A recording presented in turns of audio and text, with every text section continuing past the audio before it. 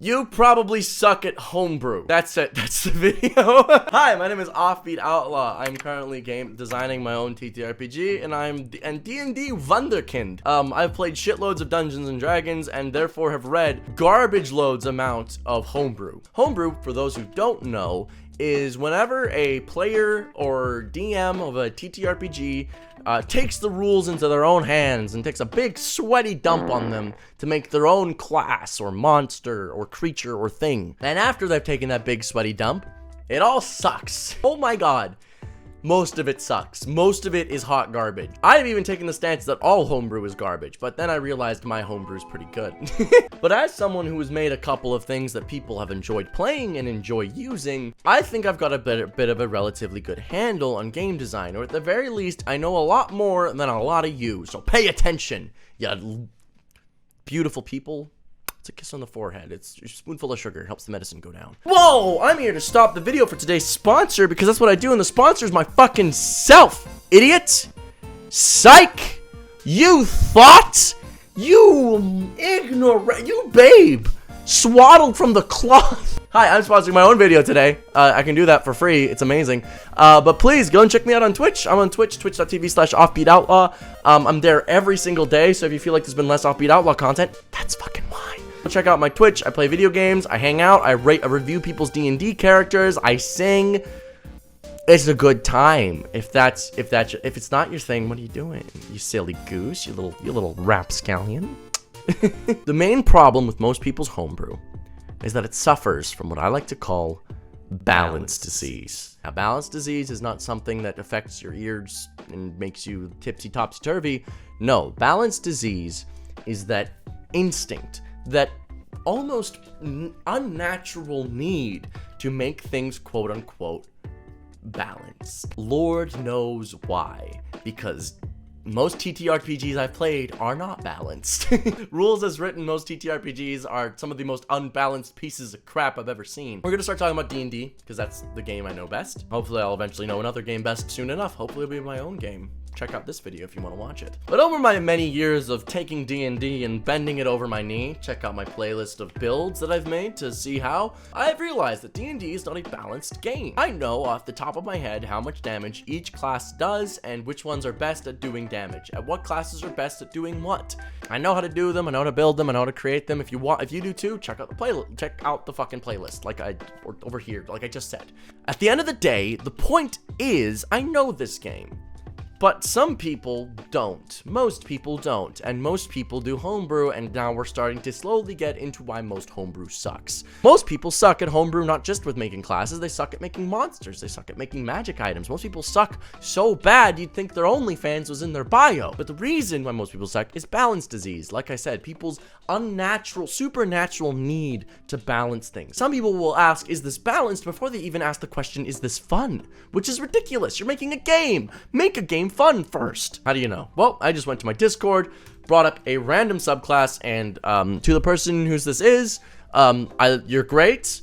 You're lovely chatter. I read your message history. You're an upstanding member of the Discord community and an upstanding member of the Twitch chat community, but you're not. This isn't good. This is bad. I'm sorry, homie. I'm sorry, home slice. It's supposed to be some sort of martial answer to how strong spellcasters are, but it's not even a martial answer to martials. This is not even a good class because it doesn't deal enough damage. A brief purview of everything. It gets extra attack at 5th level. It gets an ability to, as a bonus action, make an extra melee attack, which is like, okay.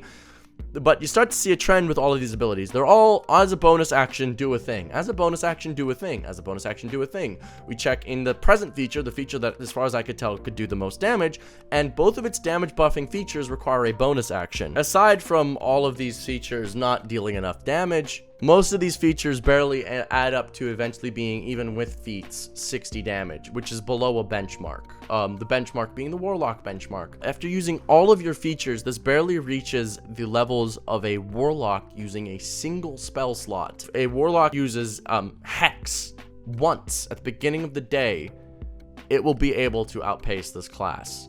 If it uses Spirit Shroud, it dog shits on this class. This is just one example of many pieces of stuff. I know I singled out that person's homebrew, but the thing is I've seen a great deal of homebrew that sucks. And whenever I read D&D homebrew, the main thing that I'm looking at is I'm going, why does this thing have a billion drawbacks? Why does this class feature require this many drawbacks? Let's look again.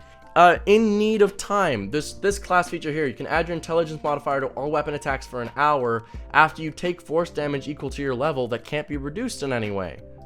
The Blade Singer gets that for free by using their Blade Song at level 14, at levels 15 with their Song of Victory feature. Why the hell is this requiring you to take damage? That's nonsense. Make it a bonus action. And that's because when I look at a feature like that, I almost can see the thought process of the person making it. They're going, I want to give them a cool feature. They give them the cool feature and then they go, oh, but that's not balance. Balance of D&D is not some drawback. It's not weakness. It's not, I don't want this to be too strong. The balance of D&D is resource management. It's, if I spend this resource to solve this problem now, I won't be able to use this resource again. Let's look at a stupid fuck off spell like Wish. Wish is an unbalanced spell, okay? I'll say that. It's unbalanced, but it's in the fucking base game, so we need to talk about it because that's what we're balancing to. Wish allows you to cast any single leveled spell for an action once per day. And you might say, that doesn't sound ridiculous. It's ridiculous because it completely removes the needs for casting time and resources. It is free. So if I want to cast a spell that usually takes 12 hours like Simulacrum, would you look at that for the 9th level spell slot, I just doubled my resources for the day. And in a game of resource management, you can probably see why that's ridiculous. But you know what class feature is not broken despite it being very powerful?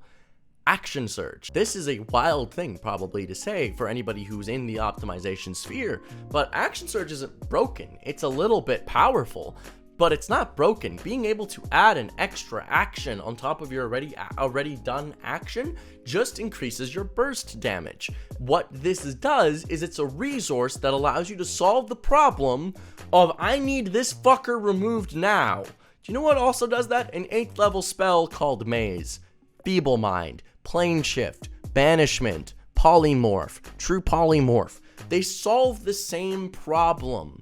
Yes, Action Surge allows you to do that with damage, but they solve the same problem. It's a game of resource management. It's what resource do I spend to solve this problem? And the balance of those resources is I don't have them later. Action Surge doesn't come at some extreme cost of exhaustion. It's ridiculous. It doesn't make you exhausted. It doesn't do damage to you like a lot of these features do. No. It just does it. It just does the thing and then it's used up and then you can't use it again. It doesn't need to be some ridiculous rigmarole Rube Goldberg machine of balancing. It doesn't need to do this much damage if it's the 3rd Tuesday of every month. It just needs to do the thing. And if it's done the thing, it doesn't do it again until later. That is how you balance things in these games. It's not about having some drawback. The drawback of a thing is you don't have it later. That's how balancing in D&D works. That shouldn't be your first question. The first question that everybody should ask is it fun? That is your first question. Whenever you make a feature, whenever you add something, you have to ask, is it fun?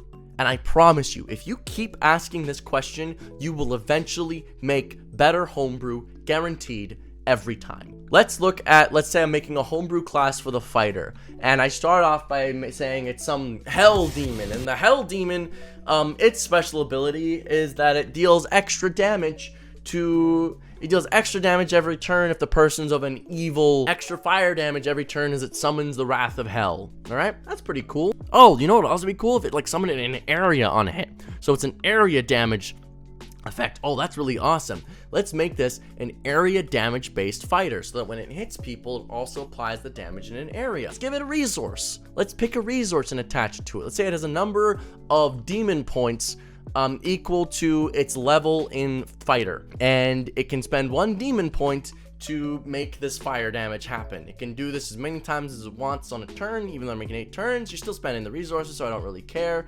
The damage is equal to the weapon damage dealt. All right. Now, this is a very general thing that you can make off the get-go. Already, I'm looking at this and I'm going, okay, you know what? It's going to be dealing double the amount of damage a fighter can deal, which would be about 200 damage at level 20, and in an area. That's pretty good. Oh, that's quite a lot. It's currently dealing way too much damage. I think that would be unfun. I think it'd be unfun if this class was just the best class in the game, so I want to make it so that it still feels insightful when you do it. Rather than just making it wham, bam, bam, bam, bam, you're just dealing extra damage. I want to make it so that the area damage has to have more of an impact. So it only deals the extra damage when there's more than one person being hit. That's interesting. I like that. It will deal just weapon damage extra in a radius, and we'll tie it to a saving throw. That way, the only way that this thing is getting that extra damage is when there's other people present, so it's playing more into the fun of the class.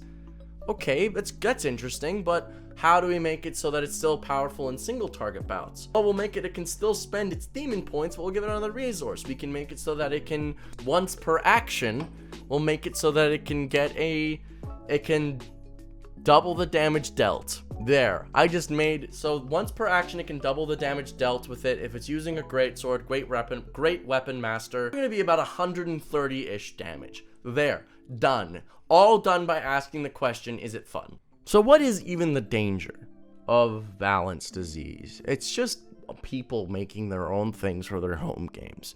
Well, I'm a YouTube channel. The point of my existence is to pontificate on things that don't matter. That's it.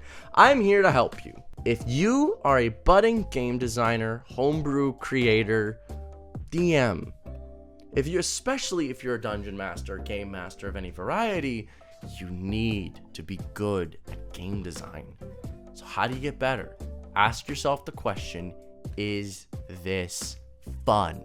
At every step, every process, you need to be asking, is it fun? I want to ask, is it balanced? Is it balanced gets you nowhere? Is it fun will get you everywhere. It's not fun to be more powerful than every other option, but it's not fun either to be the weakest thing at the table. And as long as you are servicing the fun, you will be better at making your characters, your classes, and running your games. And a final tip, if you're still confused, if you find yourself still making mistakes, part of what makes game design work is knowing the numbers. Look into it, read into it, try it yourself, set benchmarks for yourself for stuff to beat. If you're making a martial, try and deal as much damage with the martial as you would with a fighter. If you're making a caster that deals damage, try and deal as much damage as a Scorching Ray Spirit Shrouding Wizard. Like, set those benchmarks, compare them to the other classes, and as long as they're doing them in different ways, that's how games work, baby. Oh, I hope this was helpful. I hope this helped you figure things out about game design a little bit.